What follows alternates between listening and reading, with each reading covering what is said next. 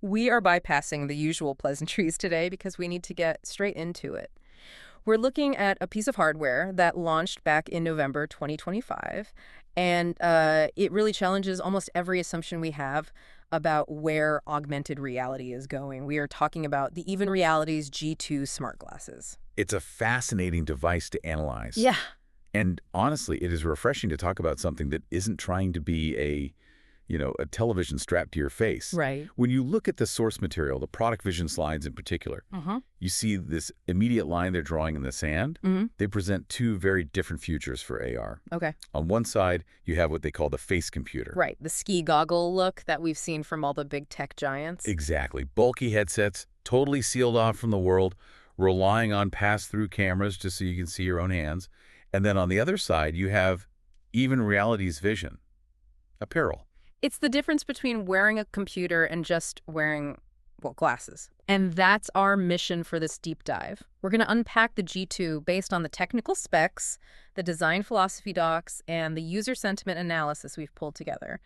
We really want to understand if this device actually bridges that gap between digital utility and just, looking like a normal person. Or if it's just another tech toy trying way too hard to be cool. Exactly. To figure that out, we have to start with the hardware itself, because that is where Even Realities has made their loudest statement. Yeah. Or, well, maybe their quietest. I was just looking at the style and look feedback from the user analysis, and the overwhelming reaction isn't, wow, look at that tech. It's just relief. Relief. Yeah, people are raving that these actually look like standard high-end frames. There's no cyborg aesthetic. If you saw someone wearing these at a coffee shop, you would not look twice. And that is entirely by design. They call it invisible tech. And it's not just marketing fluff. Yeah. When you dig into the build quality specs, you can see how they pulled it off. Yep. They aren't using cheap, injection molded plastics to save weight. The chassis is constructed from aerospace-grade magnesium and a titanium alloy. Which explains the weight metrics. The spec sheet lists it at approximately 36 grams. For anyone listening who doesn't weigh their eyewear, give us some context. Is that actually light? It's incredibly significant. Yeah. For context, a standard pair of non-smart Ray-Bans with prescription lenses usually sits around 30 to 40 grams. So 36 grams is a feather-light profile for a smart device. Wow. Most AR headsets, or even the smart glasses, weighed way more often, double that. And that causes fatigue on your nose bridge. Right, the dreaded red mark or the headache after like 20 minutes. Exactly. These are designed to be worn all day, not just for a 30-minute session. And because they use titanium, they manage to keep the structural integrity high without any of the bulk. It feels premium, not plastic. Speaking of wearing them all day, life happens. It rains, you sweat. I saw they rated this thing IP67 for water and dust resistance. That's a crucial detail for apparel. If it's a computer, you keep it inside. If it's apparel, it goes where you go. Right. IP67 means it's dust tight, and it can handle being submerged in water up to a meter deep for 30 minutes. I wouldn't go swimming in them, but if you get caught in a downpour, you're not frying your $600 investment. Yeah.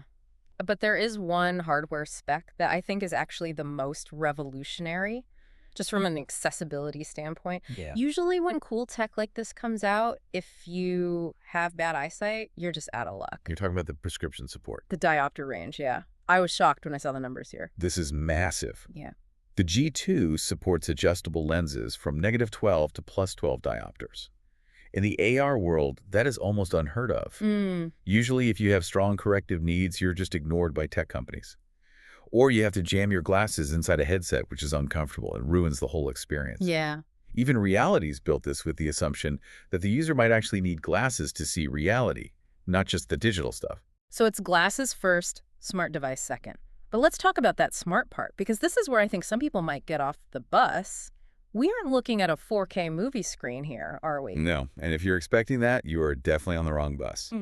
They're using a micro-LED optical engine with something they call High A0 2.0. Can you break that down? What is high A? Well, A0 generally refers to the optical efficiency and the clarity of the waveguide system.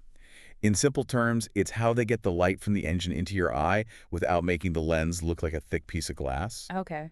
But the headline feature here is the color, or I guess the lack of color. The visuals are monochrome green. Green. Like an old Apple II computer. Or the Matrix. Specifically, it's a color they call JetBrains Mono, or terminal green. JetBrains, they make coding software. That is a very specific nerd signal. It is. It gives it this very retro future vibe. But practically, this is a physics decision.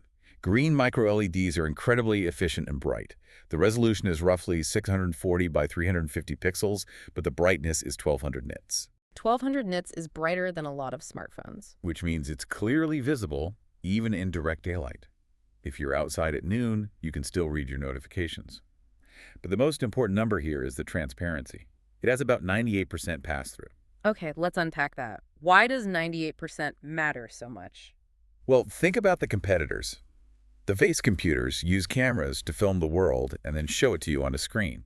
That's 0% optical pass-through. It's just a video feed. Ah. The G2 is just clear glass. Yeah. You're not looking at a video of the world, you're looking at the world. The information, that green text, it just sort of floats into view when you need it and then it disappears. So I can maintain eye contact with you. I'm not staring at a screen, I'm just looking through the lens. Exactly. There's no ghosting or haziness when the display is off. It's just glasses. That transparency leads us directly into what might be the most controversial or maybe the most principled design choice they made. When I first looked at the spec sheet, I kept looking for the camera megapixel count. I thought I'd missed it. You didn't miss it. There are no cameras. And no speakers. No speakers either. Okay, play devil's advocate for me here. It's 2026. Launching a smart device without a camera or speakers feels like launching a car without a radio or windows. Why would they cripple their own device like that? They wouldn't call it crippling. They'd call it their privacy-first philosophy. And honestly, looking at the market, it's a breath of fresh air. By removing the cameras, they completely eliminate the glass hole stigma that plagued early devices like Google Glass. That's fair. Nobody wants to talk to someone if they think they're being secretly recorded. It creates this weird social barrier. Exactly. It eliminates that social friction. You can wear these into a locker room, a government building, a private meeting without security tackling you. The documentation calls it an ethical stance. All the sensing is listener-oriented or user-initiated. The device is for the wearer, not for surveillance. I can get behind the no camera rule, but no speakers. That seems like a harder sell. That means no podcasts, no taking calls, no music while I walk. I have to wear earbuds and glasses. It's a trade-off, definitely. They call it silent operation. The idea is total discretion. If you use bone conduction speakers, which a lot of competitors use, there's always sound leakage. The person next to you on the train can hear the tinny sound of your call. True. It's annoying for everyone else. By removing the speakers, they force all feedback to be text, only on the heads-up display, the HUD. So it's a visual-only experience. It is, and that creates a very specific type of interaction. You're not zoning out to audio. You're actively, but briefly, reading little snippets of data. It respects your auditory environment. You can still hear the traffic or the person talking to you. It's a library, quiet device. Which brings us to what that data actually is. We know the hardware is light, green, silent, but what is the software actually doing? The marketing materials talk a lot about Conversate. Is that just a fancy word for voice memo? It is significantly more capable than that. Conversate is their onboard AI assistant. And this is why the device has 4 onboard microphones. The AI's main function is to listen, with your permission, of course, and act as an external memory bank. So it is listening to our conversation right now. In theory, if you have it activated, yes. But unlike a recording that you have to scrub through later, the output is processed intelligence. It delivers real-time prompts, questions, and summaries right to the lens. The slide deck showed an example of what the user sees.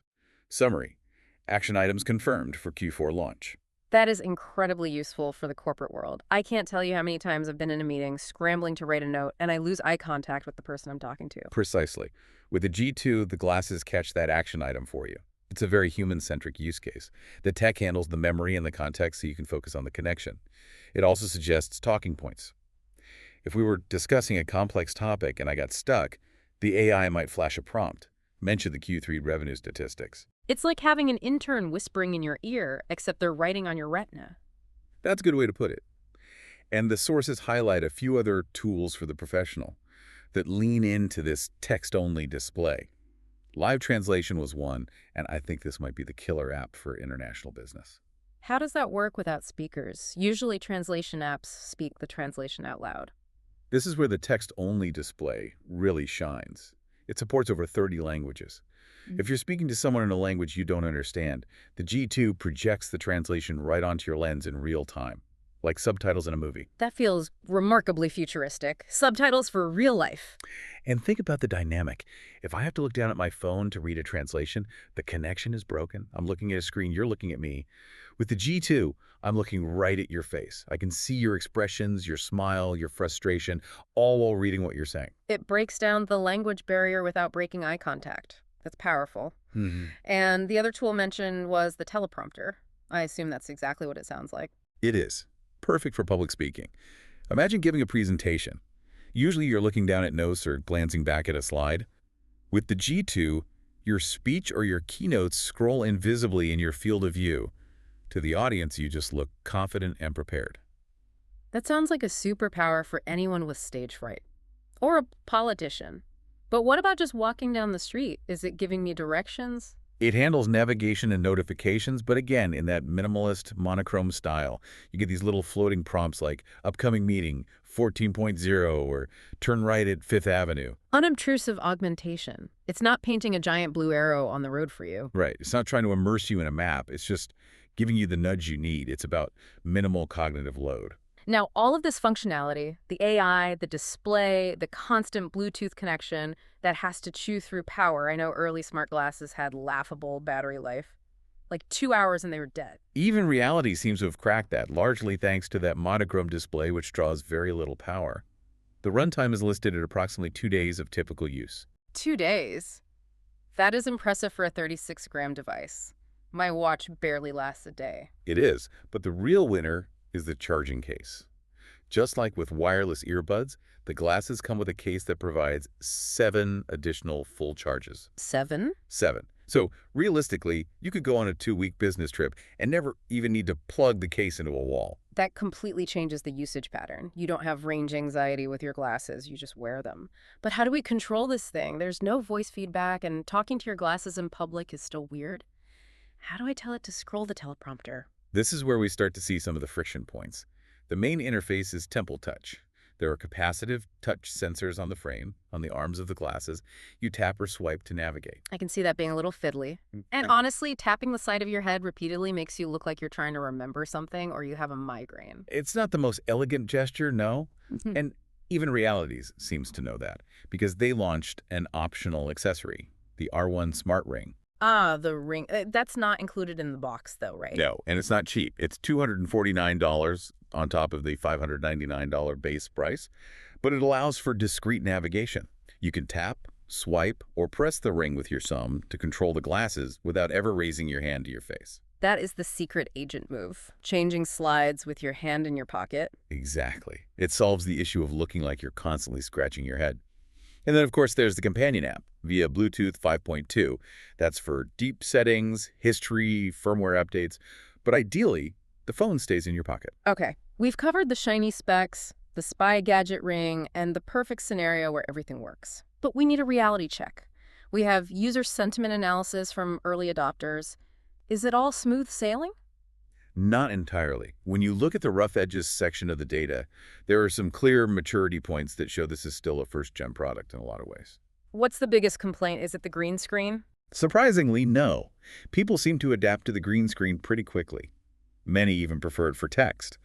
Connectivity seems to be the most persistent annoyance. Users report occasional Bluetooth disconnects between the glasses and their phone. That's a deal breaker if you're using it for live translation. Imagine the subtitles just stopping mid-sentence. It totally interrupts the thread, yeah. And then repairing takes time. And regarding the controls we just mentioned, the Temple Touch gestures are described as imprecise by a lot of users. So you try to swipe to the next notification and nothing happens, or you accidentally dismiss something? Right. Or you're trying to scroll your speech and it jumps 2 pages, which makes that R1 ring feel almost mandatory for a really smooth experience. But that pushes the total price closer to $850. That's the big jump. $600 is a premium accessory. $850 is nearing laptop replacement money. Exactly. And for that price, people expect the software to be flawless. But the sentiment analysis describes the software as early days. The app and firmware have polish issues. Things like wear detection, knowing when the glasses are on your face versus on the table, are inconsistent. So the battery might drain because it thinks you're wearing them when they're on your desk. It can happen. And we do have to circle back to that audio void. I know we praised the privacy part, but surely some users miss having sound. I would think so. They do. The feedback shows that for some, the lack of audio is a major limitation. It requires constant visual attention. You can't just listen to a notification readout while you're walking. You have to look at it. You can't ask Siri a question and get an answer while you're washing dishes. You have to stop and read. So putting all this together, who is the Even Realities G2 actually for? It feels like a very specific niche product. Based on the target audience analysis, the verdict is quite specific. This is for the professional who values assistive AI. The person who gives presentations, travels internationally, or manages a complex schedule and needs a second brain to keep track of it all. And the prescription wearer. Yes, definitely the prescription wearer who is tired of contacts. Yeah. And of course, the privacy-conscious minimalist who hates the idea of a camera on their face but still wants the utility of digital notifications. And who is it not for? Oh, it is absolutely not for gamers. There are no 3D objects, no spatial gaming. If you want to blast zombies in your living room, this is not it. It's not for immersive AR seekers who want a dinosaur on their coffee table. And it's not for content creators who want to capture point-of-view video. No camera. It's a tool, not a toy. That is the perfect way to summarize it. It's for productivity, not consumption. It's about subtracting friction from your day, not adding entertainment to it. So, to wrap this all up, the G2 launched in November 2025. It's light, it's stylish, it's green, and it's silent. It excels at the hardware. That titanium build is gorgeous, but it's still figuring things out on the software side. It represents a really significant step toward practical, wearable AR. It fits into your life rather than dominating it.